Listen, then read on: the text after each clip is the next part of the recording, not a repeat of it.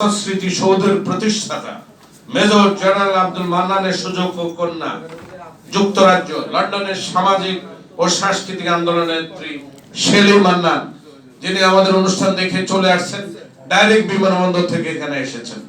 ওনাকে ধন্যবাদ। উনি একটা মিনিট একটু আমাদের সাথে শেয়ার করবেন। ধন্যবাদ। আসসালামু আলাইকুম সবাইকে। Thank you. এটা হুমান ভাই, আমি যদি আজকে রাজপথে থাকি ইউকেতে, সেটা হলো ক্রেডিট যায় আমার হুমায়ুন ভাইয়ের, তারপরে এনি ভাইয়ের। আমি ইউকেতে যতদিন যাবত আমার বস গেছে ততদিন যাবত তার সাথে আমি আছি। আমি একজন সাধারণ কর্মী ইউকেতে, বিএনপির রাজপথের, এবং আমি সেটাই পছন্দ করি। আমি মনে করি আমি কাজে বিশ্বাসী।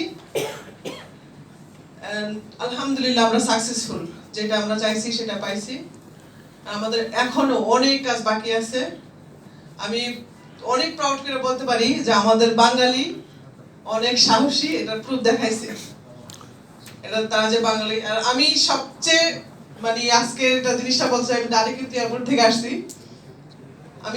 আমার কাপড় ছিল ইংলিশ কাপড় পরা, কিন্তু আমি যখন এন্টার হয়েছি এখানে, আমি কিন্তু সেটা পারি নাই। আমি কিন্তু এইখানে লজ্জা কিছু নাই, আমি বাঙালি কাপড় পরছি, যেটা আমার বিবেকে বাধা দিছে এখানে আসতে। তো আমি বিশ্বাসী যে বাঙালি আমরা এনিথিং করতে পারি।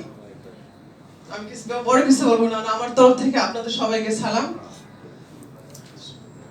আমাকে এই সুযোগটা দেওয়ার জন্য। Thank you. ধন্যবাদ। সম্মানিত সুধীবৃন্দ, আমরা কিন্তু শেষ পর্যায়ে, আমরা শফিক ভাইয়ের আগেই আরো 2-3 জন আছেন সম্মানিত অতিথিবৃন্দ। এরপরে আমরা বইটার মোড়ক উন্মোচন করবো। শফিক ভাইয়ের বক্তৃতার মাধ্যমেই আজকের অনুষ্ঠান শেষ হবে।